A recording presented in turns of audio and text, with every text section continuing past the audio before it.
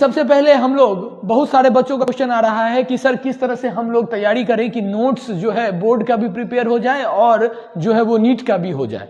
तो सबसे पहले देखिए हमको पढ़ाना है तो हमने एक शॉर्ट ट्रिक में बनाया है कि चैप्टर्स के जो मेन पॉइंट्स है उसको देखिए किस तरह से हम लोगों ने लिख लिया है।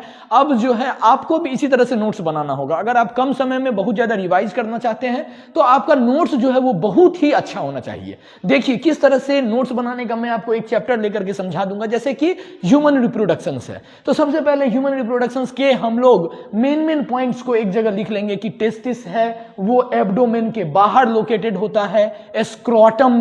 स्क्रोटम में लोकेटेड होने का जो वजह है वो टेम्परेचर कम चाहिए, 2 to 2.5 डिग्री सेल्सियस कम चाहिए नॉर्मल टेम्परेचर से। उसके बाद हम बताए हैं कि टेस्टिस जो है वो 200 to 250 कंपार्टमेंट्स में होगा। हर कंपार्टमेंट्स में 1 to 3 highly coiled seminiferous tubules होगा।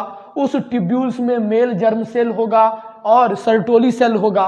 मेल जर्म सेल को हम लोग स्पर्मेटोगोनिया भी कहते हैं और उस स्पर्मेटोगोनिया में डिवीजन होने से जो है वो मेल गैमेट का फॉर्मेशन होता है और सर्टोली सेल्स का काम है उसको न्यूट्रिशंस देना मेल जर्म सेल को। तो इस तरह से आप देख सकते हैं कि एक टॉपिक को हम लोग जो है कितने कम समय में कवर कर सकते हैं अगर आप पॉइंट बाय पॉइंट सब चीजों को लिखते चलिएगा। यहाँ पे इंपॉर्टेंट पॉइंट है, सबसे पहले आप लोग देख चुके हैं टेस्टिस के बारे में। नेक्स्ट हम लोग प्राइमरी सेक्स ऑर्गन्स को देखने के बाद अब हम लोग एक्सेसरी डक्ट्स देखेंगे। वो जो एपिडाइडिमिस है, वास डिफरेंस है, इस सबों के बारे में हम लोगों को इसमें देखना है। तो सबसे पहले आप जब देखिएगा कि क्या क्या पाथवे है तो सबसे पहले रेटी टेस्टिस आता है, फिर वास एफरेंसिया आएगा, फिर एपिडिडाइमिस आएगा और फिर वास डिफरेंस आएगा। इस तरह से जो है स्पर्म के कंडक्शंस का पाथवे भी यही है। उसके बाद आप लोगों को याद रखना होगा कि सेमिनिफेरस ट्यूब्यूल्स किसमें ओपन होता है, वासा इफरेंसिया में through rete testis. Next point है vasa efferentia leaves the testis and open into epididymis, है कि नहीं। तो सारे पॉइंट्स को एक एक करके इस तरह से आपको एक अच्छा सा नोट्स बनाना होगा पॉइंट बाय पॉइंट लेकर के, और किसका क्या रोल है। जैसे एसेसरी ग्लैंड्स कौन कौन है